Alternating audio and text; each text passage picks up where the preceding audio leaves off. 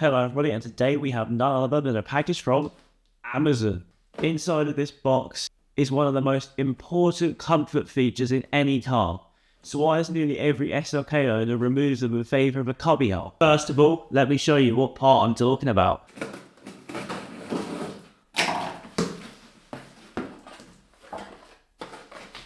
That's right, I'm talking about the cup holders, ladies and gentlemen. These are the most annoying features on any SLK. Today, I'm going to find out why and see for myself. So countless people took these out of their SLKs because apparently they used to leak and the condensation would destroy the head units. Now there's a stupid part about me that wants to find out if that's actually true. So in order to do that, we've got to fit it. And yeah, let's see how it faces the test of time. But first, we need to move the mystery car, and I can't show you any of that, so yeah. I'm Crucible182, and this is a cup holder. Now, despite being hated, these things are not cheap. This one is in nearly perfect condition, as you can quite clearly see. It's just about as good as my current cubby hole that's in there. And this cost me 100 quid. So it's not cheap at all. But not having any cup holders has really bugged me. So that's why we're going to fit them today. And I am super, super excited. It's a nice, easy job. It's a couple of bolts. Slide it out. We don't have to take much out. And it's going to make the whole world of difference to this car. For better or for worse, we'll find out soon. Also, completely off topic, but how sick is this eBay box? It's just really cool, isn't it? I've never had one before. I might have to keep it. Okay, so in order to do this, down in here we have two little caps. Now these are just going to be popped off. You can pop them off by hand, and they shouldn't be too tight at all. They just pop out like that. And then we got a T20 screwdriver, which we're just going to pop in these two holes and get this out. Okay, so in we go with our T20. These shouldn't be too tight, depending on if anyone's ever used them before, but they should just pop out nice and easy, and you can just store them down in the down in the ashtray or the little pocket, because obviously we're not taking the whole thing out like we do with the head unit. We're just taking this top piece out. So this is that little cubby hole I was talking about. Nice and easy. 2 bolts, and then as you can see, I'm going to pull this out. Pull it out. There we go. Comes straight out. Now this is obviously going to be a lot lighter, it's a lot thinner as well than the other one, but given the fact that I've got an aftermarket head unit, you would hope that in the 20 years since they made these head units, that maybe they'd be a bit more water resistant now, and that they wouldn't leak as much. Well, you'd hope so. So with a bit of luck, I'm hoping that if there is any condensation, it's not going to wreck this head unit, but as I said, only time will tell. This one's in very good condition for an eBay buy.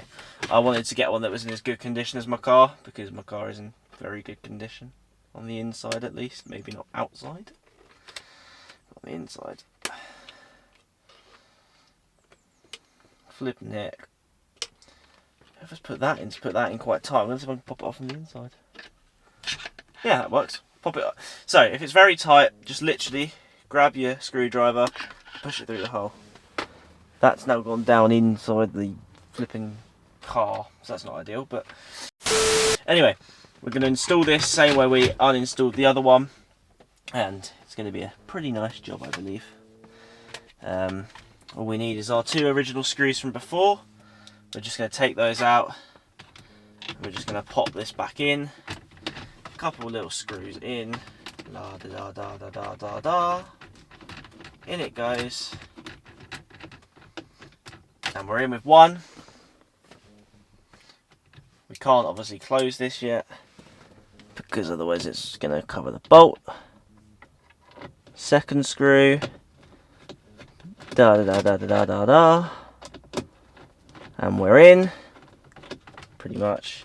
Doesn't have to be super tight. It's not going anywhere. And then just grab your little rubber caps. Now luckily I have 2 from my old thing.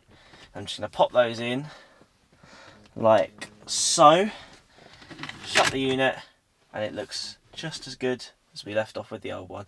Now I'm going to get that stupid thing out of this underside of here now, and I'll get back to you when I got that out, and then we can have a look at the cup holder. But as you can see, it just pops out. You've got your cups, and then they just sit in there, and you just push it away, and it looks the same as it did. Successful job. Right, so far I haven't found my little rubber cover, but I have found a 20p coin. So I'll take that as a win. You've only got to take the little wins, and it's down there. You can sort of see it if you look on the right side. So that's a little bit of a win, that. I'll take that. So I can confirm I have been unsuccessful, but at the end of the day, that's a small win finding that 20p coin. But yeah, anyway, it's in. As you can see, you just have to put that under there and pull it up. Give it a bit of force and you'll be fine. And that's the old cubby hole out. And that's the new set of cup holders in. Now I'm going to go get a cup and just see if it works perfect. Okay, so because I'm a bit of a lazy bones, I've just decided to use this, but that simulates a cup, and as you can see, fits in absolutely perfectly, and it's not really going to go anywhere.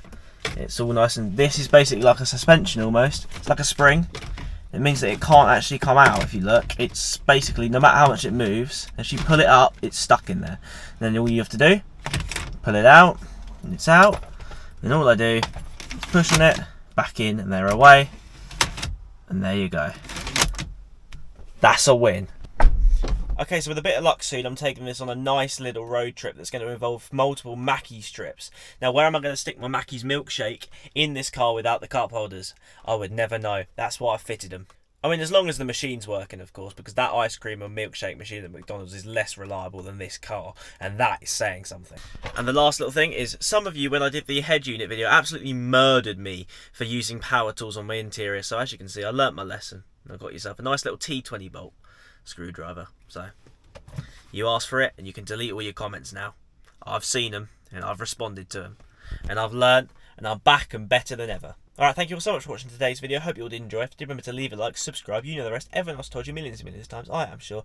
Yeah, see you all in the next one. Hype this video. It's getting very, very close now, and I want you guys to start maybe guessing if you know what this next car is. I've got it. I can't show it to you. It's hidden away right now. And yeah, otherwise you would have seen it if it was out the front. You can't see it. It's hidden away. Yeah, it's the small ones that count. You see the drippy, I'm fitted up. Hop in my car and the giddy up. Secure the bag, yeah, I get the bus. Pick it up, pick it up, pick it up.